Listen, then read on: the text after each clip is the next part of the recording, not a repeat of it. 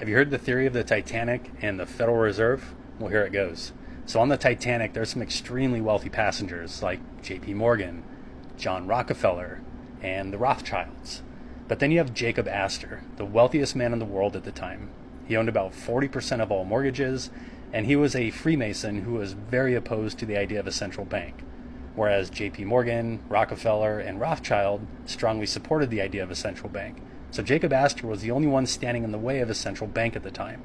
Coincidentally, the morning the Titanic was supposed to set sail, J.P. Morgan, some Rothschilds, and others quietly exited the ship without any explanation.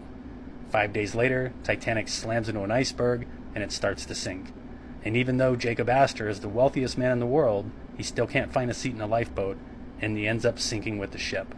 Shortly after, these guys become the wealthiest men in the world, and without Jacob Astor standing in their way, the next year in 1913, on Jekyll Island in Georgia, the Federal Reserve Act was signed into law, paving the way to print money out of thin air and completely control our monetary system. Was this a coincidence or a conspiracy?